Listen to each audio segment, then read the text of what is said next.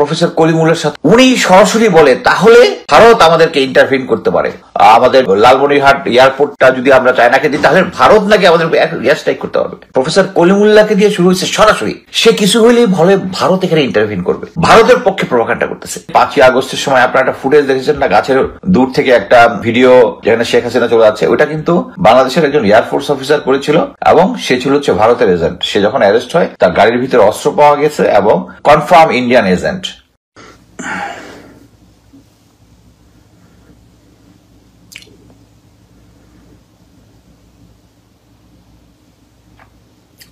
আসসালামু আলাইকুম। অ্যাকচুয়ালি আমার নতুন বাংলাদেশের বিমান ঘাঁটি এবং দিল্লির বিমান ঘাঁটি, যে বিমান ঘাঁটি নিয়ে বারবার কথা হয়, লালমনিরহাটের বিমান ঘাঁটি, এই বিমান ঘাঁটি নাকি ভারত দখল করে নেবে এবং দিল্লির সেই বাংলাদেশের বিমান বাহিনীর যে প্রধান ছিলেন সাবেক, তার সাথেও একটা সম্পর্কিত রয়েছে। এবং ডক্টর কলিমুল্লাহ, যাকে আমরা বিভিন্ন টকশোতে আলোচনা করে দেখি, তিনি বিশেষ করে কথাগুলো বলেন যে ভারত এই করবে, নির্বাচন না দিলে ভারত হামলা করবে, এই কথাগুলো বলেন। এই কথাগুলো নিয়ে অবশেষে বিশ্লেষণ করেছেন সাবেক একজন সেনা কর্মকর্তা। তিনি যে তথ্য দিয়েছেন, গোয়েন্দা তথ্য, তার মতে এই ডক্টর কলিমুল্লাহ এই ভারতের বিমান বাহিনীর সাথে তাদের একটা সম্পর্ক রয়েছে। চলুন আমরা এই বিশ্লেষণটাকে শুনে আসি, এরপর বিশ্লেষণ করব। কয়েকটা পোস্ট দিয়েছি, পোস্টগুলোতে অনেক লোকজন এটাতে মতামত দিয়েছেন। যেমন আপনারা দেখেছেন যে আমার সেই সবাই একটু মন খারাপ করে না, যদি প্রাক্তন বন্ধু জিয়াউল হাসান, অ্যাকচুয়ালি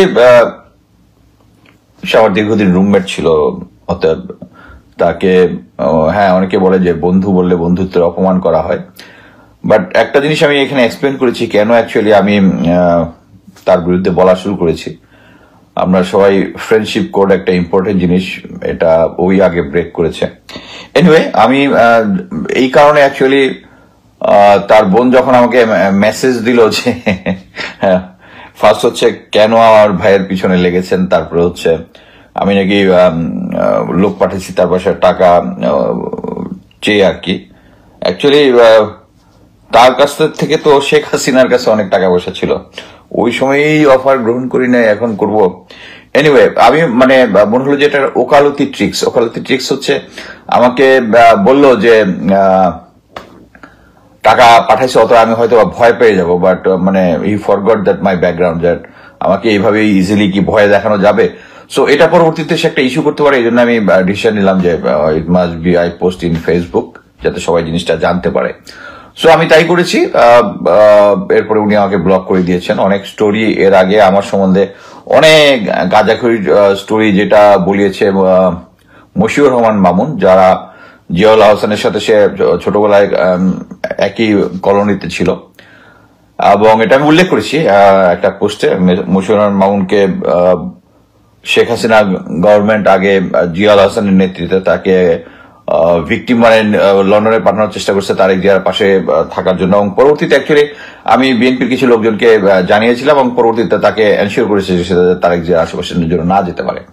সো সে তখন অনেক গাল গল্প বলেছিল, যেটা আমি অ্যাকচুয়ালি প্রুভ করেছিলাম যে কি কি হেল্প করেছে, এই করেছে। ওরা ভেবেছে যে আমার ফাদারের পাসপোর্টের কপি বোধহয় আমরা কবরের সাথে দিয়ে দিচ্ছে, মিশরের ফেরাউদের মতো। ওটা তো দেয়নি, সো পাসপোর্টের কপিটা দিয়েছি, বাট নতুন পোস্টে আমি পাসপোর্টের দেয়নি, কারণ এটা আবার কমিউনিটি ভায়োলেট করে ফেসবুকের যে কমিউনিটি স্ট্যান্ডার্ড। সো এটা এক জিনিস। নেক্সট একটা জিনিস আমি পোস্ট করেছি, সেটা হচ্ছে আপনারা সবাই জানেন যে ভারতকে 900 একর মতো জমি দিয়েছিল, যেটা হচ্ছে মীরের সরাই এলাকা। এটা হচ্ছে ফেনী চিকেন নেক, যেটাকে পপুলারলি বর্তমানে ভারতের মিডিয়াতে সরগরম, অ্যাকচুয়ালি মাসখানেক আগেও খুব সরগরম ছিল এটা নিয়ে, যে অ্যাকচুয়ালি এটা আমাদের একটা ডিফেন্সের একটা চরম একটা উইকনেস, যেটা 24 টিভির যে বর্তমান জিওসি আছে, কিছু করার নাই, মেজর জেনারেল মুশফিকুর কোর্সমেট, সে আমাকে একজনকে দিয়ে খবর পাঠিয়েছে, জন্য আমি তার নাম না বলি, বাট এখানে জিনিসটা ডেপ বোঝানোর জন্য নামটা নিতে হবে, এই জন্য আমি বলছি। সে ওখানে যাওয়ার পর অ্যাকচুয়ালি ওখানকার ডিফেন্স পুরোটা রিঅর্গানাইজ করেছে। এটা নিয়ে সে প্রফেসর ইউনুসকে একটা প্রেজেন্টেশন দিয়েছে এবং রিকমেন্ড করেছে ওখানে একটা যেন একটা ক্যান্টনমেন্ট থাকে, একটা ব্রিগেড প্লাস ফোর্স দিয়ে, এফেক্টিভ একটা ফোর্স দিয়ে, মানে সেটা হচ্ছে ট্যাকটিক্যাল রিকোয়ারমেন্ট অনুযায়ী। সো এর পরবর্তীতে যেটা হয়েছে, ওখানে অন গ্রাউন্ডে গিয়ে দেখা গেছে যে তখন আমি যে পোস্টে যেটা লিখেছি যে শুধু মেরিক আর মেরিকের ছিল, বেক্সিম কোড ছিল, আর হচ্ছে এশিয়ান পেইন্টস ছিল। এখন আমি শুনতেছি যে হঠাৎ করে নাকি ওখানে এসিআই, ইন্ডিয়ান এসিআই, তারপরে আমি কয়েকজন অফিসারের পোস্টে দেখলাম, এবং তারা কিছু একটু মনে হয়েছে যে নেগেটিভ টাইপ কমেন্ট, যে আমি ভুল তথ্য কিছু দিচ্ছি। বাট পরে দেখলাম এরা সবাই ভারতীয়, সেই সেই ভারতীয় কোম্পানিগুলোতে চাকরি করে। সো একটা জিনিস আমাদেরকে বুঝতে হবে যে ভারতীয় কোম্পানিতে চাকরি করলে আমাদের লয়ালিটি থাকতে হবে বাংলাদেশের প্রতি। সো ওখানে অ্যাকচুয়ালি অলরেডি যখন কয়েকটা রেকি মিশনে গিয়েছে 24 ডিপ থেকে, তখন দেখা গেছে যে ওখানে দুইটা জেটি আছে, একটা হচ্ছে বসুন্ধরা জেটি, আর একটা যেটা ওটা কাদের আমি মানে আমার সোর্স যে আছে সে নির্ধারণ করতে পারিনি, বাট এটা অ্যাজিউম করেছে এটা ইজ ফাইন্যান্স বাই ইন্ডিয়া। কারণ তখন মানে দুইটা ভারতীয় জাহাজ যখন একটা হেলিকপ্টার রেখে চলতেছিল, দুইটা ভারতীয় জাহাজ ছিল। এবং নর্মালি যেটা হয়, একটা দেশের সাথে যখন বাণিজ্য হয় তখন এটা একটা অফিসিয়াল পোর্টের মাধ্যমে জিনিসগুলো আনলোড করা হয়, আবার যদি কোনো কিছু লোড করা হয়। কিন্তু এই জেটিগুলোতে কোনো সরকারের যেটা কি ব্যবসায়ী তো বলে যে পোর্ট অথরিটি যেটা আছে, হ্যাঁ, ব্যবসার আন্ডারে সম্ভবত থাকার কথা, তাদের মধ্যে একটা কন্ট্রোল থাকে, আমি নামটা ভুল বলতেও পারি, ওখানে থাকার কথা, যেটার মধ্যে হচ্ছে কি জিনিস বিদেশ থেকে আসতে কি জিনিস যাবে, ওই জিনিসটা ছিল না। এবং আমরা সবাই জানি যে শেখ হাসিনা সরকার হচ্ছে কি বারবার দরকার নাকি, না বারবার দরকার না, এটা দেশের মানুষ বুঝে গেছে। বাট শেখ হাসিনা সরকার ভারতকে বলেছিল যা ইচ্ছা তাই দিয়ে দিছে, এবং এটার পার্ট এটা ছিল। এটার পরেই জেনারেল মুশফিক অ্যাকচুয়ালি রিকমেন্ড করেছে গভর্নমেন্টের কাছে যে এই জায়গাটার মধ্যে আমাদের কন্ট্রোল থাকতে হবে। সেই অনুযায়ী সরকার ডিসিশন নিয়েছে যে এখানে নেভিকে ডিপ্লয় করা হবে। আমার জানা মতে অলরেডি ঈদের আগের দিন ওখানে একটা রেকি পার্টি গিয়েছিল, এবং ওইটার কন্ট্রোল নেওয়া হচ্ছে মেইন জিনিস। সো আমি আশা করি বাংলাদেশ নেভি, বাংলাদেশ সরকার একটা রাইট ডিসিশন নিচ্ছে, এবং শেখ হাসিনা যেভাবে সবকিছু, এখানে উল্লেখ করতে হবে যে আমরা সবাই জানি যে শেখ হাসিনার অনুমোদনে ওই ফেনী করিডোরের ওখানে একটা নতুন ব্রিজ তৈরি করেছে ভারত। যেটা হচ্ছে একটা জিনিস বুঝতে হবে যে একটা ইম্পর্টেন্ট সময়ে এই যে 900 একর জমিতে যে যাকে ইপিজেড এর নামে যেটা দেওয়া হয়েছিল, আমি বলবো হয়েছিল, কারণ এই জিনিসগুলো এখন যেহেতু কিছু কিছু জিনিস অলরেডি সরকার দিয়ে দিয়েছে এবং তারা কিছু ইনিশিয়াল এস্টাবলিশমেন্ট করেছে, এটার মধ্যে একটা নেগোসিয়েশন চলতেছে আমি যতদূর জানি। সো এখানে যেটা হয়, মানে আমি অ্যাজিউম করি যে ভারত যেটা করতো সেটা হচ্ছে একটা ক্রাইসিস টাইমের জন্য যদি তারা ফেনী নেক দিয়ে যদি কোনো কিছু করতে চায়, তাহলে এখানে তার যে ব্যাকআপ এলিমেন্টটা থাকতো, এখানে অলরেডি পোর্ট বানিয়ে এটার সাথে কমিউনিকেশনটা করেছিল। একটা জিনিস বুঝতে হবে যে ভারত সরকার কিন্তু কাউকে বিশ্বাস করে না। এই যে আওয়ামী লীগকে বিশ্বাস করে তারা, আপনারা সবাই জানেন সম্ভবত 2018-তে সম্ভবত ইয়াদের সাথে, ভারতের সাথে, ভাই সালগুলা নিয়ে বেশি করবেন না, বলবেন না যে আমি গুজব ছড়াই, আমি কোনো ডাটা নিয়ে এখানে বসিনি। সেটা হচ্ছে তারা দিয়েছিল যে আমাদের যে মোংলা পোর্ট এবং চিটাং পোর্ট তারা ব্যবহার করতে হবে, এটা দিয়ে 16টা রুট দিয়ে তারা ত্রিপুরা, মেঘালয়, আসাম এই সমস্ত জায়গাগুলোতে দিয়ে তারা মাল আদান প্রদান করবে। সো এটা তো শেখ হাসিনা তাদের পাপেট, এটা গ্যারান্টেড। এটা কিন্তু না চলাকালীন সময় কিন্তু তারা ওই যে কালাদান প্রজেক্ট যেটা রাখাইন অঙ্গরাজ্য, ওইটাও কিন্তু চালাচ্ছে। সে হচ্ছে কোনো জায়গায় কাউকে কোনো কিছু বিশ্বাস করে না। সো এই কারণেই মানে ধরা হয়েছিল, তারা এখন স্লো যাচ্ছিল, বাট এখন বোধহয় 5ই আগস্টের পরে এক্সপিডাইট করেছে, এবং এটার বিরুদ্ধে বর্তমান সরকার কাজ করতেছে দেখেই কিন্তু খলিলুর রহমান এবং প্রফেসর ইউনূসের প্রতি ইন্ডিয়া বিলা হয়ে আছে। সো এই জিনিসটা এখন বাংলাদেশ আর্মি এটার কন্ট্রোল নিচ্ছে, দিস ইজ আলহামদুলিল্লাহ। বাট আমি যে জিনিসটা নিয়ে মেইনলি কথা বলতে চাচ্ছি, আমি বাংলাদেশ সেনাবাহিনীর যারা, সেনাবাহিনী, নৌবাহিনী, বিমান বাহিনী, আমরা সবাই জানি 5ই আগস্টের সময় আপনারা একটা ফুটেজ দেখেছেন না, গাছের দূর থেকে একটা ভিডিও যেখানে শেখ হাসিনা চলে যাচ্ছে, ওটা কিন্তু বাংলাদেশের একজন এয়ারফোর্স অফিসার করেছিল, এবং সে ছিল হচ্ছে ভারতের এজেন্ট। সে যখন অ্যারেস্ট হয় তার গাড়ির ভিতরে অস্ত্র পাওয়া গেছে, এবং মানে হি ওয়াজ এ কনফার্ম ইন্ডিয়ান এজেন্ট, মানে অ্যাক্টিভলি বাংলাদেশ এয়ারফোর্সে চাকরি করতো। তাকে অলরেডি কোর্ট মার্শাল করে সে বোধহয় জেলে আছে। এরকম আর্মিতে মুজিবের কথা আমরা জানি, লেফটেন্যান্ট মুজিবের কথা আমরা জানি। সো আমি শুধু এটাই বাংলাদেশ সেনাবাহিনীকে আহ, এইটাই বলতে চাচ্ছি যে বাংলাদেশের সার্বভৌমত্বের প্রশ্নে আমরা যেন যে কোনো সিচুয়েশনে কথা বলতে শিখি।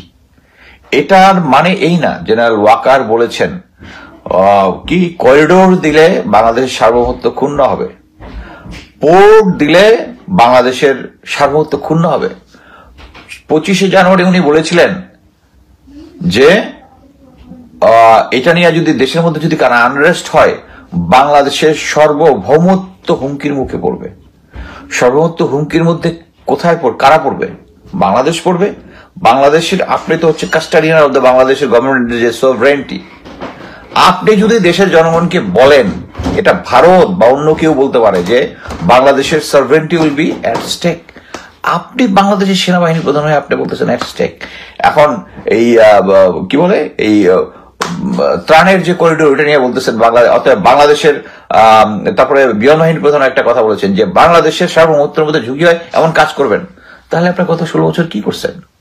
যখন এই যে চুক্তি করেছিল যে পোর্টগুলো ব্যবহার করতে পারবে এবং আমি জানি না কোনো রেভিনিউ যেটা দেওয়ার কথা ভারতে ওটা দিয়েছে কিনা, বাট দিলে একটা নাম মাত্র, এটা নিয়ে আমরা অনেক লেখাপড়া করছি। তখন কি আপনাদের সার্বভৌমত্ব, তখন আপনার প্রশ্ন কেন তুলেছেন? তখন কি তুলেছিলেন? তখন তো তুলেন। সো আমাদেরকে একটা জিনিস বুঝতে হবে যে আমাদের ভিতরে একটা স্লো পয়জনিং করে একটা জিনিস ঢুকানো হচ্ছে যে আমি এর আগে অনেকবার কয়েকটা লিখেছি যে ভারতীয় ফেভার ছাড়া আমাদের সরকারের আমাদের পলিটিক্যাল পার্টিগুলো এত বিশ্বাসী করে ভারতের কন্ট্রোল ছাড়া আমরা করতে পারবো না।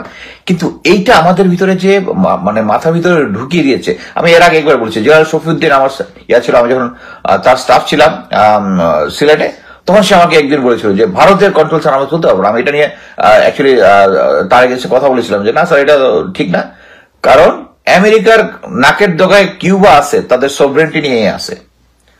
সো এই ভারত আমাদেরকে চতুর্দিকে ঘেরাও করে আছে। এটা আমি বলবো যে ভারতের ডিসক্রেডিট, যে ভারতের উইক পয়েন্ট। সবাই মনে করে আমাদেরকে ভারত চতুর্দিকে ঘেরাও দিয়ে আছে, এটা আমাদের উইক পয়েন্ট। এটা অ্যাকচুয়ালি তাদের উইক পয়েন্ট। তাদের উইক পয়েন্ট কেন? কারণ হচ্ছে তাদের 7 সিস্টারের সাথে তাদের ইন্টারনাল অনেক ক্রাইসিস আছে। ওখানে ধর্ম নিয়ে তাদের ক্রাইসিস আছে। তারা তাদের মানে আইন শৃঙ্খলা বাহিনী যারা শুধু মুসলমানদের উপর নির্যাতন করে, তারা খ্রিস্টানদের উপর নির্যাতন করে। ওই সমস্ত কয়েকটা জায়গায় স্টেটগুলোর মধ্যে ইভেন 65 to 70% হচ্ছে খ্রিস্টান আছে। এবং এটা নিয়ে কিন্তু ওয়েস্ট খুশি না, এবং বর্তমানে যে আমেরিকা যে খুশি না, এটা আপনারাই দেখতেছেন। বাট এখানে একটা জিনিস হচ্ছে সবচেয়ে, যেটা আমি এর আগেও কয়েকবার বলেছি, যে আপনারা লেফটেন্যান্ট আবুরুস স্যারের বাংলাদেশের র এবং ইনসাইড র, এই দুইটা বাংলায় পাওয়া যায়। আমার ওয়ালেও দিয়েছি পিডিএফ কপি, যদি হয় জিনিসটা পড়েন, বুঝেন যে তারা আমাদের কি করে। আপনি একটা সিচুয়েশন একটা জিনিস দেখেন যে আমি প্রফেসর কলিমুলের সাথে অনেকবার ইয়াতে করে টকশোতে হাজির হয়েছি। উনি সরাসরি বলে তাহলে প্রফেসর কি ভারত আমাদেরকে ইন্টারভিন করতে পারে। রিসেন্টলি সে কি বলছে যে আর সময় মতো যদি নির্বাচন না হয় বা আমাদের যে লালমনিরহাট এয়ারপোর্টটা যদি আমরা চায়নাকে দিই, তাহলে ভারত নাকি আমাদের এয়ার স্ট্রাইক করতে হবে। এই জিনিসটা আমার মনে হয় দিস দ্য টাইম। এই ধরনের আমরা অনেকেই জানি, ভারতের পেইড এজেন্ট আছে, ভারতের অনেক সাংবাদিক আছে যারা ডিজিএফআই এর ডিজি কর্নেল জেনারেল হামিদের সাথে নিয়মিত গলফ খেলতেন গলফ ক্লাবে। হ্যাঁ, বহুত লোকজন আছেন। হ্যাঁ, তাদেরকে গোয়েন্দা সংস্থাগুলো সরাসরি যোগাযোগ রক্ষা করতো আছে, কিন্তু তারা যখন পাবলিক স্টেটমেন্ট দিত অ্যাটলিস্ট একটু রেখে শেখে দিত। বাট এখন এটা শুরু হয়েছে প্রফেসর কলিমুল্লাহকে দিয়ে শুরু হয়েছে সরাসরি। সে কিছু হলেই বলে ভারত এখানে ইন্টারভিন করবে। একটা জিনিস বুঝতে হবে, এই ধরনের পাবলিক বুদ্ধিজীবীদের যে প্রোপাগান্ডা, এটা সব জায়গায় চলে। কিন্তু আমার দেশের লোক যে বাংলাদেশি পাসপোর্ট হোল্ডার, বাংলাদেশের নাগরিক, সে বলতেছে যে ভারত প্রতিবেশী দেশ আমাদেরকে ভারতের পক্ষে প্রোপাগান্ডা করতেছে। It is not accepted. আমি মনে করি যে বাংলাদেশ সরকার, ছাত্র জনতা যাদের আছে, পাবলিক, এই লোকটাকে স্টপ করা উচিত। কারণ সে একটা জিনিস দেখেন, সে একটা ইউনিভার্সিটির ভিসি বোধ হয়, এখন বোধ হয় রংপুরে। সে আগে ছিল জাহাঙ্গীরনগরের। সেখানে থাকা অবস্থায় জেনারেল আজিজ থেকে শুরু করে প্রচুর মিলিটারি অফিসারকে সে পিএইচডি ডিগ্রি দিয়েছে। পিএইচডিটা মানে আমি মনে করি যে সরকার যদি চায় এই সমস্ত পিএইচডি ডিগ্রি বাতিল করা উচিত। কি জন্য? এরা, আমি জানি না যে অফিসার গুলা অনেকেই করেছে। ভারত যেটা করে, দুই ধরনের লোককে, একটা হচ্ছে ছাত্র থাকা অবস্থায় যদি আওয়ামী লীগের ফ্যামিলি হয় তাদেরকে ভারতে নিয়ে যায়, নিয়ে গিয়ে পিএইচডি ডিগ্রি দেয়। আরেকটা দেখতে পারেন হচ্ছে যারা কনফার্ম আওয়ামী লীগের, যে আপনি যা জানেন না, মেজর হাফিজ 26 লঙ্গোর্সের লম্বা অ্যারেস্ট হয়েছিল কয়েকদিন আগে, যার ভারতীয় কানেকশন আছে, সে দেখবেন পিএইচডি। এই পিএইচডি কিন্তু ভারতের দেওয়া পিএইচডি। তাকে তো যেহেতু আমরা পার্সোনালি ভালোভাবে চিনি যে কার কতটুকু ক্যাপাবিলিটি আছে, ক্যাপাসিটি আছে লেখার, অ্যানালাইজ করার, সে দেখি পিএইচডি ডিগ্রি হোল্ডার। এই হচ্ছে ভারত তাদেরকে পিএইচডি দিচ্ছে। আরেকটা গ্রুপকে বাংলাদেশ মিলিটারিতে আছে, জেনারেল আজিজ থেকে শুরু করে অনেককে, তাদেরকে জাস্ট পিএইচডি ডিগ্রিটা দিয়েছে তার লয়ালিটি ক্রয় করার জন্য। এবং দেখেন, honorary, he is honorary lieutenant colonel. Normally honorary rank normally মেজরের উপরে খুব কম দিয়েছে, আমার মনে হয় না। লেফটেন্যান্ট কর্নেল দিয়েছে হচ্ছে তাকে, যেহেতু সে ডিফেন্স নিয়ে কথাবার্তা বলে, তার ক্রেডিবিলিটি বাড়ানোর জন্য লেফটেন্যান্ট কর্নেল দিয়েছে। এবং আমি মনে করি সে যখনই এই জিনিসটা বলে, আমি মনে করি যারা টক শোতে প্রফেসর কলিমুল্লাহকে আনেন, আগের থেকে বলে দিবেন যে বাংলাদেশের এগেনস্টে কোনো কথা বলা যাবে না, বাংলাদেশের ভারতের পক্ষে। এখানে যে প্রোপাগান্ডাটা তারা চালাচ্ছে যে ভারত ইন্টারভিউ করবে, হোয়াট এ ডিসকাস্টিং।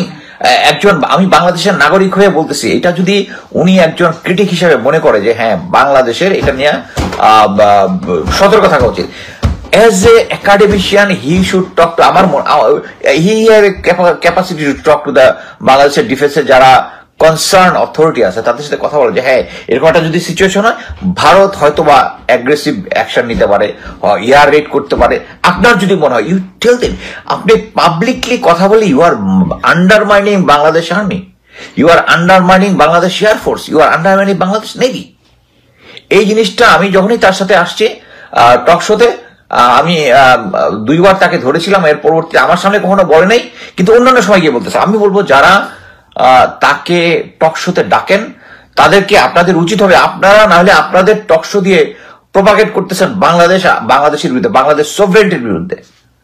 একটা জিনিস দেখেন, ওদিক দিয়ে জেনারেল ওয়াকার বলতেছে বাংলাদেশের কি সার্বভৌমত্ব হুমকির মুখে। Where he is the custodian of the world. Bangladesh আর্মির এই জিনিসটা বুঝতে হবে যে আমরা যদি বাংলাদেশ সেনাবাহিনীতে চাকরি, এই যে আমি যেটা বললাম, জেনারেল শফিউদ্দিন আমার সামনে বলেছে যে ভারতের কন্ট্রোল ছাড়া পারবো না। আমি তো প্রতিবাদ করেছিলাম, আমার র্যাঙ্ক ছোট হতে পারে, আমি তো বলেছিলাম যে স্যার কেন আমরা ইয়া করবো না। 2টা দেশের মধ্যে সম্পর্ক হয়ে হচ্ছে তাদের কি বলে এটারে সম্মানের ভিত্তিতে, এবং according to Geneva convention, according to the UN, বাংলাদেশের পৃথিবীর প্রতিটা দেশের রাষ্ট্রের সম্মান ইজ ইকুয়াল, সমান।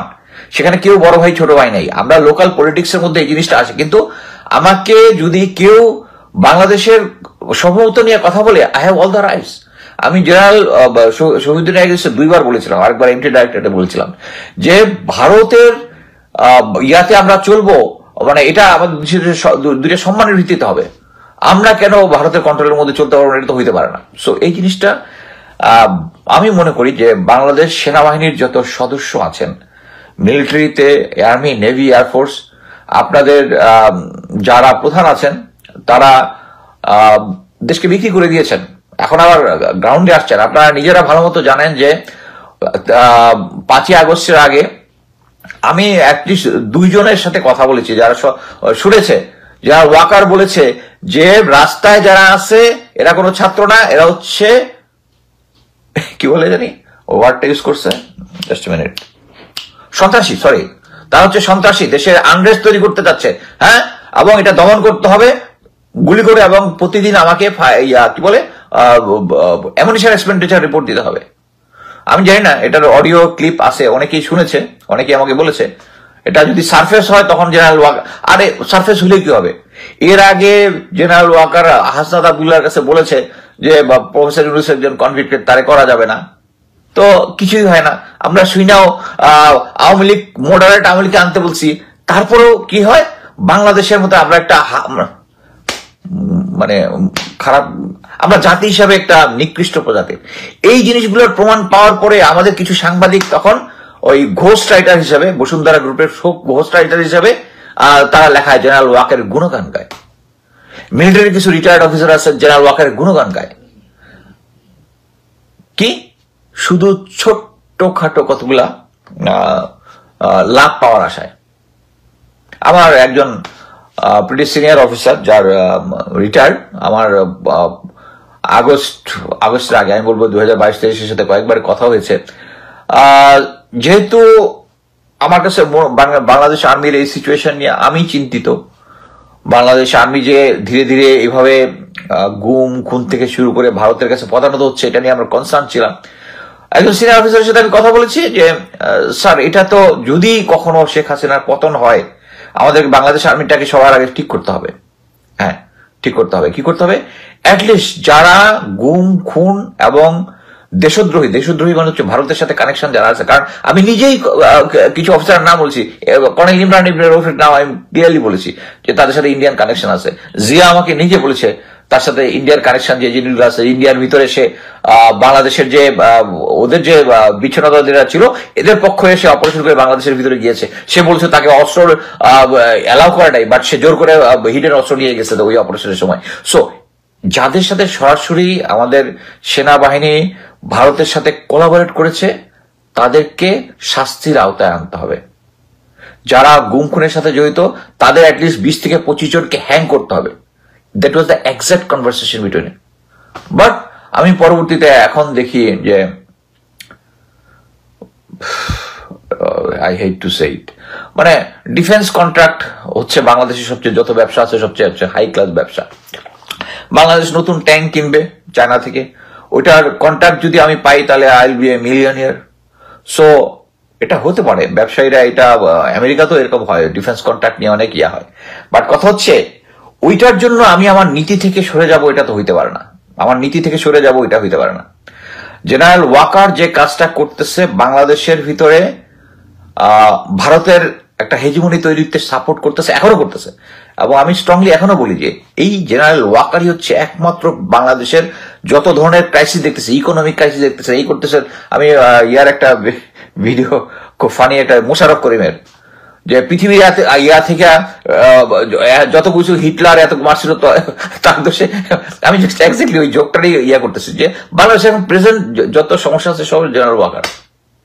এটা নিয়ে অনেকে ফান করতে পারেন, আমিও ফান করে উদাহরণটা দিলাম, কিন্তু জিনিসটা হচ্ছে এই স্ট্রেংথেই আমি বারবার বলেছি যে উনি এখন পর্যন্ত ডিজিএফআই এনএসআই যাদেরকে নতুন বসাইছে তারা তার লোক, 9ডিভ তার লোক, বিজিবি তার লোক, এগুলো কিন্তু চেঞ্জ হয় নাই। সেই যারা পাবলিকে গুলি করেছিল আগস্টের 5 আগস্ট তারা এখনো আছে। এবং শুধু তাই না, তাদের একজনকে 9ডিভের জিসুকে চেঞ্জ করে। সো এই যে ঘাপলা, আমাকে অনেকে ফোন করে বলেন আপনি এত কথা বলেন আর্মি নিয়ে, মানে আমার কোর্সমেট কয়েকজন বলে, কিন্তু পুলিশের ভিতরে এই হচ্ছে কি বলে সচিবদের মধ্যে এই হচ্ছে, আগে সচিব রয়ে গেছে, এই হয়েছে। আমি বললাম I am not concern about that. আমি মেনলি বলতে পারি হ্যাঁ তাদের এটা করা উচিত, কিন্তু এটা বুঝতে হবে এই উসিলাতে you are giving support to general Waker, এবং এই জেনারেল ওয়াকারের স্ট্রেংথেই বাকি ওই সচিবগুলাকে চেঞ্জ করা যাচ্ছে না, বিকজ অফ দিস স্ট্রেংথ। আমি অ্যাকচুয়ালি মানে একটা কনসার্ন ছিলাম যে এই যে কয়েকদিন আগে একটা মানে একটা অফিসার্স অ্যাড্রেস দিল জেনারেল ওয়াকার, এটার আগ পর্যন্ত আমি বুঝতেছিলাম যে ডিজিএফআই এনএসআই প্রবাবলি তারা প্রফেসর ইউনূসের পক্ষেই কাজ করা শুরু করে দিয়েছে। Totally wrong. DGFI NSI is still working for General Walker. এখন আরো যেটা হয়েছে, এখন তারা অফিসিয়ালি দেখানোর জন্য কিছু কন্ট্রোল আনার চেষ্টা করতেছে। হোয়ারেজ এই যে চন্দন নন্দী যে ইনফরমেশন পায় না, he gets it from NSI। হয়তো ডিজি জানেও না, বা জানে একটা গ্রুপ এখনো তাদেরকে ইনফরমেশন সাপ্লাই দিয়ে যাচ্ছে। এবং চন্দন নন্দী যেটা বলে ওদিকে কলিমুল্লাহ এটারে ইয়া করে, পিনাকিদা এটা ঠিক মতো বলেছে যে ওখানে যে চন্দননন্দী বলে এটা নিয়ে হুক্কা হুয়া শুরু করে দেয়। বাট এই চন্দননন্দীকে ইনফরমেশন দিচ্ছে আমাদের গোয়েন্দা সংস্থা। এবং আমরা যতই বলি এই যে গোয়েন্দা সংস্থাগুলা ডিজিএফআই এনএসআই কে রিফর্ম করতে হবে, তাদের যে ক্যাপাবিলিটি আছে, তাদের charter of duty set up করতে হবে, যাতে তারা বাংলাদেশের বার অ্যাসোসিয়েশনের নির্বাচনের মধ্যে যেন সেটা নাক গলাইতে না পারে, অন্যান্য জায়গায় নাক গলাইতে না পারে। কিন্তু আমরা পারতেছি না, কি জন্য? Only because of general Waker. General Waker যদি থাকে আপনি সামনে নির্বাচনও ঠিক মতো করতে পারবেন না, এটা আমি আগে বারবার বলছি। সো আমাকে সবাই যত যাই বলেন, যারা প্রেজেন্ট সার্ভিং মিলিটারি অফিসার যারা আছে, একটা জিনিস বুঝতে হবে, সবকিছু বাদ, ওকে, সোভরেন্টির ব্যাপারে কোনো ছাড় দেওয়া যাবে না। এটা আমাদের ইমানি দায়িত্ব, এটা আমাদের একটা জিনিস মনে রাখবেন যে দেশপ্রেম কিন্তু ইমানের অঙ্গ। জেনারেল ওয়াকার 5 ওয়াক্ত নামাজ পড়েন, তাহাজ্জুদে নামাজ পড়েন, উনি বঙ্গভবনে গিয়ে নামাজে ইমামতি করেন, বাট উনি ভারতের সাথে যোগাযোগ রক্ষা করেন।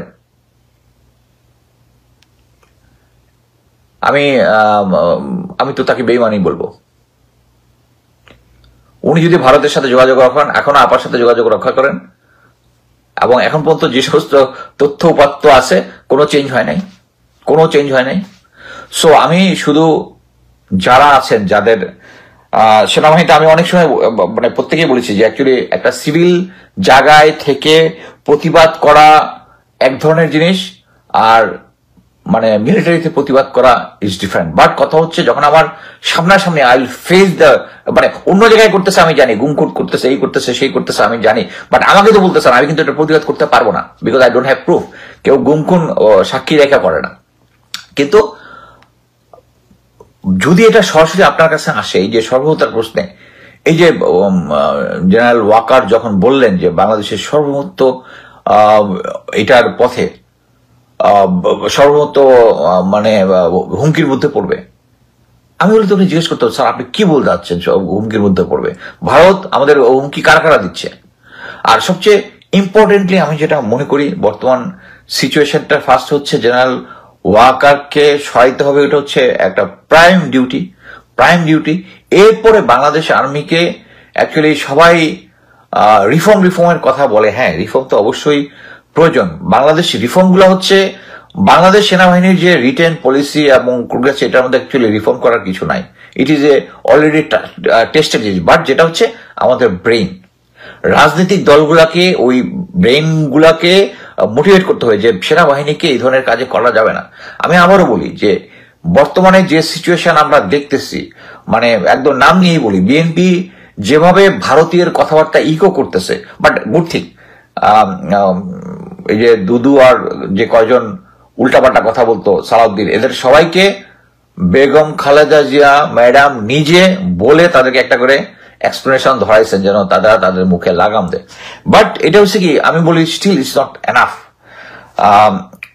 Begum Khaleda Zia is a true patriot like her husband, but I have all the doubt with Tarique Zia, all the doubt, কারণ উনার মাধ্যমে এই ভাবে। বাট একটা জিনিস আমি ক্লিয়ারলি বলে দিচ্ছি যে pre social media Bangladeshi politics আর post social media is not the same. আপনারা যা কিছু বলবেন জনগণ মাইনে নিবে তা না। এবং বাংলাদেশ যে একটা সবাই মব কালচার নিয়ে এত বড় বড় কথা বলেন। মব কালচার কেন হয়? যখন আপনি রাইট ওয়েতে আপনি ডিসিশনটা নিতে পারতেছেন না,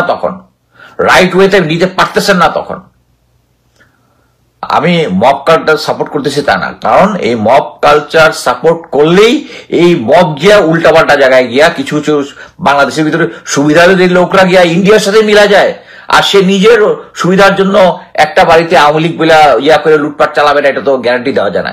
এই জন্যই মব কালচার খারাপ। কিন্তু এই মব কালচারটা আসতেছে কি জন্য? কারণ আমাদের সরকার রাইট টাইমে রাইট ডিসিশনটা নিতে পারতেছে না। সরকার এখন একটা ডিসিশন নিতে যাচ্ছে, বিএনপি গিয়ে বলবে না এটা নেওয়া যাবে না। চুপপুরে ইয়াটা ছিল একটা জরুরি জিনিস ছিল, বিএনপি দিচ্ছে যে বিএনপি ইজ নট কি Chuppu is not a threat. এখন তো বুঝতেছেন থ্রেট কিনা। সো এই জিনিসটা আমাদেরকে বুঝতে হবে যে বাংলাদেশের রাজনৈতিক দলগুলোকে বুঝতে হবে যে জনগণের সাথে থাকতে হবে। জনগণের সাথে না থাকলে একটা জিনিস আমি আবারও বলি, সেটা হচ্ছে আমাকে কয়েকজনই আমেরিকাতে কিছু আওয়ামী সিনিয়র অফিসার আছে আর কি, এখানে যারা একটা গ্রুপ এখনো মেনটেন করে, আওয়ামী সিনিয়র অফিসারদের গ্রুপ, তো বলছে যে আমার ইহকাল পরকাল দুইটাই শেষ। আমার কাছে তাই মনে হচ্ছে। এখনো আমি কনফিডেন্ট পাচ্ছি না যে বাংলাদেশে কনফিডেন্টলি ওখানে যাবো, কারণ এখনো ইন্ডিয়ান হেজিমনি, জেনারেল ওয়াকার যদি থাকবে ইন্ডিয়ান হেজিমনি থাকবে। ওখানে থাকলে আমি বলতেছি না general Waker will try to harm me, but তার যে সাপোর্টের সেবাদাস যেগুলো আছে they will try to harm me. এই জন্য আমি এখনো সেফ ফিল করতেছি না। সো আমাদেরকে প্যাট্রিয়টিজম যে জিনিসটা, এটাতে কোনো ছাড় দেওয়া যাবে না, এখানে স্ট্রংলি দাঁড়াতে হবে। এবং আমি সেনাবাহিনীকে বলছি, আমি টোটাল মিলিটারিতে 26 বছর, বিএমএ ট্রেনিং লেভেলে 28 বছর অ্যাক্টিভ সার্ভিস করেছি। এখানে আমি আমার যে সেনাবাহিনীর অফিসার হিসেবে যে রাইট, আমি সিওর কাছ থেকে এক্সপ্লেনেশন পেয়েছি, বুলশিট খেয়েছি, বের হয়ে গিয়ে আবার ইন হয়ে আমার রাইট যেটা, যে উনি আমাকে আমার প্রতি কি কি অন্যায় করেছেন আমি স্পষ্ট বলেছি, লিখিতভাবে দিয়েছি। This is authorised by the law. এটা হচ্ছে আমরা কেউ সিনিয়রিটিতে এটা করি না কি জন্য, তাহলে আমার প্রমোশন উনি ওই সিনিয়র, কারণ বাংলাদেশের সিস্টেমটা এরকম, আমার সিনিয়র অন্যায় করতেছেন, এটার প্রতিবাদটা আমার লিখিত উনার কাছেই দিতে হবে, উনি তারপরে করে পাঠাবে। মানে I am good with it, but কথা হচ্ছে এখানে আমরা অনেকে এটা করবো না, আমাদের প্রমোশন দরকার, আমাদের দরকার, কিন্তু একটা জিনিস বুঝতে হবে যে যখন এটা সার্বভৌমত্বের প্রশ্ন আসবে, প্লিজ আপনারা চুপ করে বসে থাকবেন, এটার প্রতিবাদ করবেন। সার্বভৌমত্ব, দেশ সবার আগে, সার্বভৌমত্বের প্রশ্নে আপনারা কোনো কম্প্রোমাইজ করবেন না। এখনো বাংলাদেশ সেনাবাহিনীর ভিতরে এই ভারতের হেজিমনি আছে, এটা স্পষ্ট। কারণ জেনারেল মুজিব পালিয়ে গেছে, জেনারেল হামিদ পালিয়ে গেছে, জেনারেল সাইফুল ইসলাম পালিয়ে গেছে, সবগুলা জেনারেল ওয়াকারের তত্ত্বাবধানে থাকার সময় পালিয়ে গেছে। অনেক ধরনের সিচুয়েশন হচ্ছে। সো আমি সবাইকে বলবো যে যারা সেনাবাহিনীতে আছেন সার্বভৌমত্বর বিষয়ে কোনো কথাবার্তা বলবেন না। এখনো যারা রিটায়ার্ড অনেক অফিসার আছেন, যারা ইনিয়ে বিনিয়ে কি বলে প্যাট্রিয়টিজমের কথা বলে, সেনাবাহিনীর ভ্রাতৃত্ববোধ, এই গত 16 বছর আপনারা ভ্রাতৃত্ববোধ দেখান নাই, আর 2-3টা বছর ভ্রাতৃত্ববোধ ছাড়া চলেন কাইন্ডলি। আর 16 বছরে তো ভ্রাতৃত্ববোধ দেখান নাই। জেনারেল আজমিকে যখন আয়না ঘরে নিয়ে গেছিল আপনারা ভ্রাতৃত্ববোধ দেখান নাই। যখন আরেকজন 10 লঙ্গের অফিসারকে আমি বলেছিলাম, মকসুরুল, সেই 1920 মকসুরুল স্যার, কর্নেল মকসুরুল, সে চিমটা দিয়া দাড়িগুলা টেনে টেনে ওনার ছিঁড়ছিল 25 ফেব্রুয়ারির পরে, তখন কোথায় ছিল আপনার ভ্রাতৃত্ববোধ? আপনারা এগুলো জানতেন না, ওই সমস্ত কথা বলে। এখন আমার ফ্রেন্ডরাও অ্যাকচুয়ালি, জিয়াউল হাসান যে আমাকে আমার বেতন বন্ধ করার প্রক্রিয়া করেছিল, আমার এক কোর্সমেটাও, তো এটা নাকি কেউই জানে না। আমি যে গ্রুপের মধ্যে লিখছি কেউই নাকি জানে না। আমি যে আরেক বন্ধু কালকে বললো যে আমি এতগুলো লেখা লিখছি জিয়াউল হাসান নিয়ে, এটা নাকি না বলেন। তো না বলে যদি এটা নিয়ে কেউ কথা বলে, that is your fault. Now he is convinced that it is not my fault, এখন ঠিক মতো পড়েছে। বাট জিনিসটা হচ্ছে আপনাদেরকে এই হিপোক্রেসি করলে হবে না, যে আপনি একটা যদি জানেন যে এটা এই জিনিসটা দেশের সার্বভৌমত্বের বিরুদ্ধে। আমি সিও প্যারাকমান্ডো থাকা অবস্থায় জেনারেল শফিউদ্দিন ডিএমআই ছিলেন, তখন ট্রেনিং নিয়ে আমি সরাসরি, যেখানে ইন্ডিয়ার ছিল হচ্ছে যে আমাদের স্পেশাল ফোর্সের দরকার নাই, তারা নাকি ক্রাইসিস হলে দেখবে। আমি কিন্তু স্ট্রংলি বলেছি। উনি বলেছে যে বাংলাদেশে এরকম কাউন্টার টেররিজম সিচুয়েশন কবে হয়েছে? আমি স্যার 1977 হয়েছে, জাপান এয়ারলাইন্সের একটা প্লেন হাইজ্যাক হয়েছিল ঢাকাতে। আমাদের স্পেশাল ফোর্স থাকলে তখন এই সমস্যাটা হতো না। 40 বছর আগে একটা হয়েছিল, এখন এটার জন্য কি আমাদেরকে ইয়ে করতে? আমরা স্যার আগামী 100 বছরও যদি বাংলাদেশে এরকম টেররিস্ট সিচুয়েশন না হয়, this is a new emerging threat in the world, আমাদেরকে ওইটার জন্য প্রস্তুত থাকতে হবে। প্রুভড। সো আমি সেনাবাহিনীতে থাকি, আপনারা বলতে পারেন যে এখন রিটায়ার করে দূর থেকে এসে করতেছি, তা না। আমার একটা সিচুয়েশনে আমি এখানে চলে আসছি। বাট কথা হচ্ছে এখানে এসে আমি যে যুদ্ধটা করতে পারছি, আমি দেশে থাকলেও সেই যুদ্ধটা করতে পারতাম না। এবং আমি সেনাবাহিনীতে চাকরিরত থাকা অবস্থায় আমি অন্যায়ের প্রতিবাদ করে আসছি। প্লিজ আপনারা যারা সার্ভিসে আছেন তারা সার্বভৌমত্বের প্রশ্নে। দর্শক আলোচনা শুনে বুঝতে পেরেছেন যে আসলে কি হওয়ার সম্ভাবনা রয়েছে, কেন তিনি এই কথাগুলো, বা আমি শুরুতে বলেছিলাম যে এই ডক্টর কলিমুল্লাহর সাথে একটা সম্পর্ক থাকার কথা, বা না থাকলেও তিনি হয়তোবা ভারতের হয়ে কাজ করেন। কারণ তিনি সবসময় কয়েকদিন আগে বলেছেন ডিসেম্বরে যদি নির্বাচন না হয় তাহলে এর নির্বাচনের আগেই ভারত বাংলাদেশে হামলা করে বসবে। কেমন একটা তথ্য, কেমন তথ্য, এরকম আমার বাজায় ধরে না। কয়েকদিন আগে তিনি বলেছিলেন যে বাংলাদেশ সীমান্তে প্রায় 35,000 ভারতীয় সৈন্য তারা মোতায়েন করেছে। কয়েকদিন আগে বলেছেন ভারতীয়রা বাংলাদেশ সীমান্তে তারা যুদ্ধ বিমান তারা নিয়োগ করেছে। এই কথাগুলো তিনি বলেন হয়তো বা ভারতকে শক্তিশালী বোঝানোর জন্য, বাংলাদেশের যে সমস্ত সরকার রয়েছেন প্রধান উপদেষ্টা সহ তাদেরকে আতঙ্কিত করার জন্য। আর না হয় কিন্তু এই সমস্ত বলার কোনো প্রশ্ন আসে না।